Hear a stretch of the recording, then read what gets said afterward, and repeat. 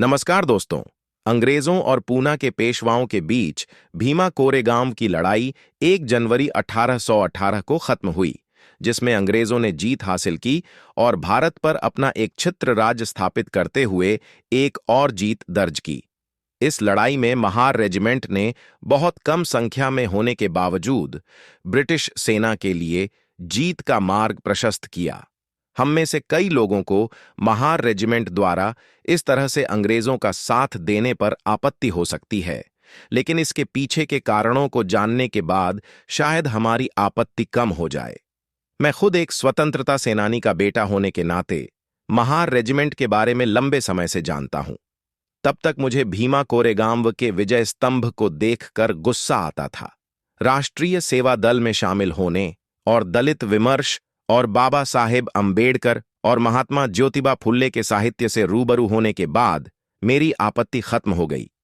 इसीलिए हमने विजय दिवस 1 जनवरी 2018 के अवसर पर राष्ट्र सेवा दल के माध्यम से भीमा कोरेगांव से 6 साल पहले हुई एक सुनियोजित हिंसा की तथ्य खोज की थी और उस रिपोर्ट को न्यायमूर्ति J.N. पटेल जांच आयोग को सौंपा गया था। वह पूरी रिपोर्ट मैनस्ट्रीम जैसी बहुत ही महत्वपूर्ण अंग्रेजी पत्रिका ने अपने 23 जनवरी 2018 के अंक में प्रकाशित की है। इसीलिए Pune court, Mumbai high court और सुप्रीम कोर्ट के जस्टिस चंद्रचूड़ ने अपने अलग अलग फैसलों डिसेंट जजमेंट में उस रिपोर्ट को खारिज कर दिया है। मैंने इसे पूरी तरह से लिया है। मनुस्मृति के अनुसार क्षत्रियों को छोड़कर किसी भी पिछड़ी जाति को हथियार रखने की मनाही थी। इसीलिए हजारों साल से भारत की दलित और पिछड़ी जातियों को युद्ध लड़ने के अधिकार से वंचित रखा गया था।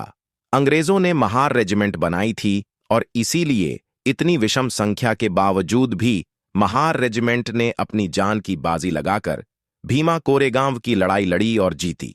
मेरा मानना है कि हजारों सालों से शक, हूण, कुषाण से लेकर यूनानी, रोमन, मंगोल, मुगल, फारसी, अफगान, पुर्तगाली, डच, फ्रेंच, अंग्रेज तक विभिन्न आक्रमणकारी लगातार भारत में आते रहे हैं और उनमें से हर एक ने कुछ समय तक शासन किया। यह सिलसिला 1947 तक चलता रहा। इसका एक कारण यह भी है कि हमारी 3/4 से ज्यादा आबादी शूद्र है। उन्हें हथियार रखने की मनाही थी, शिक्षा वर्जित थी और छुआछूत की तो पूछिए ही मत। इस तरह आपने खुद इतनी बड़ी आबादी को धर्म के नाम पर अछूत रखा। अगर उन्होंने राजा को नया साम्राज्य दिया होता तो वे उसके प्रति हमेशा उदासीन रहते, चाहे वर्तमान राजा कोई भी हो। हर नए आक्रमणकारी के प्रति जो प्रतिरोध की भावना होती है वह नगण्य होती। शायद उनके मन में यह उम्मीद रही होगी कि शायद जो भी नया आ रहा है वह शायद इससे बेहतर होगा। इसीलिए भारत पर हजारों सालों से आक्रमण होते रहे हैं। आक्रमणकारियों ने कुछ दिन या कुछ 100 साल तक शासन किया है। मेरी राय में इसका सबसे बड़ा कारण सामाजिक असमानता है। 2500 साल पहले महावीर और गौतम बुद्ध ने पहली बार इन असमानताओं के खिलाफ विद्रोह किया था। इसके कारण लगभग पूरे भारत गुप्त काल में बौद्ध साम्राज्य स्थापित हुआ। लेकिन हमारी जाति व्यवस्था ने फिर से षड्यंत्र किया और भारत से बौद्ध धर्म को हरा दिया। फिर मध्ययुगीन बर्बरता शुरू हुई। 17वीं सदी की शुरुआत में अंग्रेज व्यापार के बहाने आए, लेकिन बहुत जल्द ही आधुनिक विज्ञान और तकनीक की मदद से वे दुनिया के लगभग 3/4 हिस्से पर राज करने में सफल हो गए। उन्होंने यहाँ के जातिगत और धार्मिक भेदभाव का फायदा उठाया। उन्होंने 200 साल तक राज किया, लेकिन उन्होंने सिर्फ राज्य नहीं किया, भले ही वह उनके अपने राजनीतिक हितों के लिए था। उन्होंने शिक्षा, रेलवे, परिवहन और अपनी सेना को मजबूत करने के लिए अपनी सेना में सभी तरह के लोगों की भर्ती की। उस दौर में ही उन्होंने महार रेजिमेंट की शुरुआत की थी। महार रेजिमेंट ने 200 साल पहले भीमा कोरेगांव की लड़ाई में अंग्रेजों के लिए लड़ाई लड़ी और जीत हासिल की और उनकी परंपरा के अनुसार 1 जनवरी 2018 को विजय दिवस में देश भर से लाखों दलितों ने हिस्सा लिया और उन पर हिंदुत्ववादी कार्यकर्ताओं मनोहर कुलकर्णी उर्फ संभाजी भिड़े और मिलिंद एक बोटे को भड़काने का आरोप लगाया गया।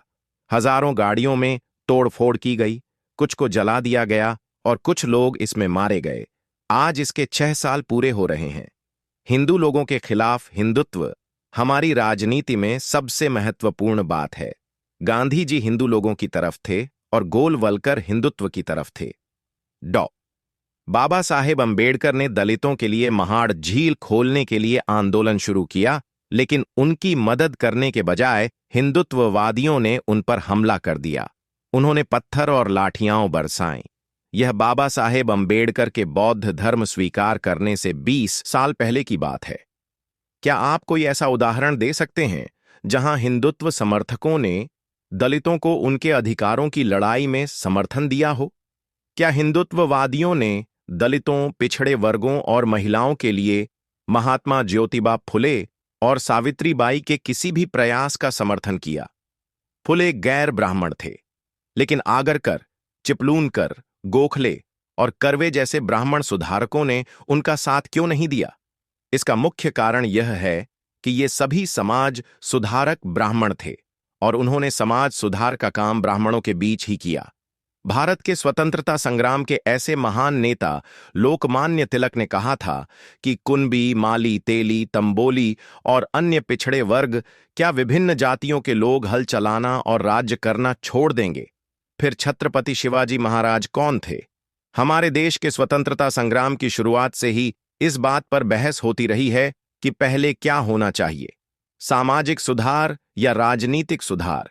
यह बहस महात्मा ज्योतिबा फुले के समय से चली आ रही है, जो डॉ बाबा साहेब अंबेडकर के समय तक दिखाई देती है। भीमा कोरेगांव की लड़ाई इसका शास्त्रीय उदाहरण है। ज्योतिबा फुले और डॉ बाबा साहेब अंबेडकर का मुख्य उद्देश्य दलित, महिलाओं और पिछड़ी जातियों को मुक्त कराना था, जिन्हें मनुस्मृति के अनुसार हजारों वर्षों से गुलाम बनाया गया था। भीमा कोरेगांव की लड़ाई में महार रेजिमेंट के सैनिकों ने अपनी जान की परवाह किए बिना लड़ाई लड़ी और डॉ बाबा साहेब अंबेडकर ने 1 जनवरी 1927 से इस लड़ाई का विजय दिवस मनाना शुरू किया।